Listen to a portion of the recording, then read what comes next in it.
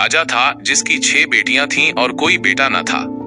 जब रानी ने खुशखबरी सुनाई कि वो एक बार फिर माँ बनने वाली है, तो राजा ने सख्ती से कहा, अगर ये बच्चा भी लड़की हुआ तो मैं उसे जिंदा नहीं छोड़ूंगा। रानी ये सुनकर बहुत परेशान रहने लगी। जैसे जैसे बच्चे की पैदाइश का वक्त करीब आता गया, राजा ने दाई को हुक्म दिया कि बच्ची पैदा होते ही उसे खत्म कर दे। वक्त आया और एक निहायत खूबसूरत बच्ची दुनिया में आई। दाई ने जैसे ही उसका चेहरा देखा तो वो उसे मार न सकी। बच्ची हंस पड़ी और उसके होंठों से खुशबूदार फूल झड़ने लगे। दाई ये मंजर देखकर हैरान रह गई। रानी को जब ये खबर मिली तो वो खुद भी दंग रह गई। उसने दाई को बहुत सा सोना चांदी देकर कहा कि राजा से झूठ बोल दे ताकि वो नन्ही शहजादी को छुपाकर पाल सके। यूं शहजादी खुफिया तौर पर बड़ी होने लगी। जैसे जैसे वो चलने लगी, उसके हर कदम से सोने और चांदी की ईंटें निकलने लगी, जिन्हें रानी छुपाकर रखती गई। कुछ अरसा गुजरा, एक कहत आया और खजाना खाली हो गया। राजा फिक्रमंद बैठा था कि मुल्क कैसे संभाले। तब रानी ने अपने खुफिया जखीरे से चंद ईंटें राजा को लाकर दी। राजा हैरान हुआ और वजह पूछी।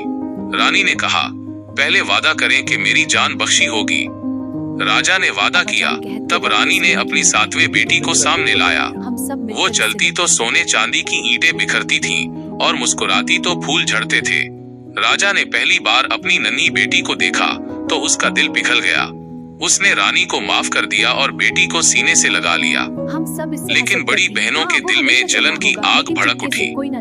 राजा ने हसद खत्म करने के लिए अपनी सबसे छोटी बेटी के लिए एक अलग शानदार महल बनवाया। एक दिन राजा ने सफर पर जाना था। उसने बेटियों से पूछा कि वापसी पर क्या तोहफा चाहिए। छोटी शहजादी अपनी दुआ में मसरूफ थी। उसने अपनी कनीज से कहा, राजा से कहो सबर। कनीज ने समझा कि कोई चीज है जिसका नाम सबर है। राजा वापसी पर बाकी बेटियों के तोहफे लाया और सबसे छोटी के लिए एक डब्बा दिया कि ये है सबर। शहजादी ने कुछ न समझा और डब्बा एक कोने में रख दिया। एक दिन गर्मी में पंखा तलाश करते हुए उसने डब्बा खोला तो अंदर एक हुसैन और जमील पंखा पाया।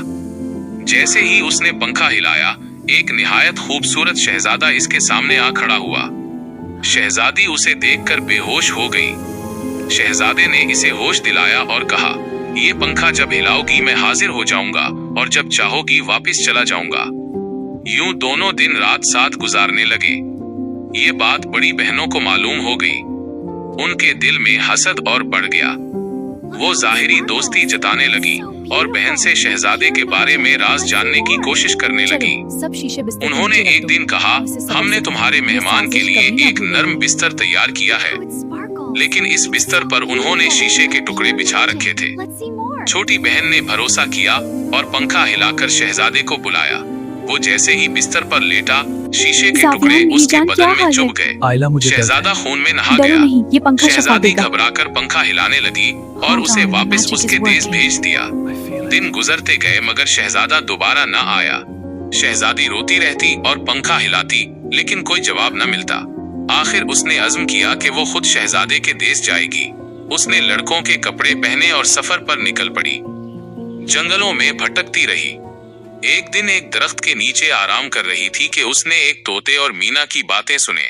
मीना ने कहा, असल इलाज तो इस देव हैकल जंगली कबूतर की यखनी है जो कद में इंसान जितना बड़ा है और जिसकी आंखें नीली हैं। अगर इस कबूतर की यखनी बनाई जाए और शहजादे को पिलाई जाए तो उसके सारे जख्म ठीक हो जाएंगे। ये सुनकर शहजादी ने इरादा किया कि वो इस कबूतर को ढूंढेगी। कई दिन जंगलों और वादियों में फिरने के बाद वो एक घने दरख्त के पास पहुंची जहां वाकई एक देव हैकल कबूतर बैठा था।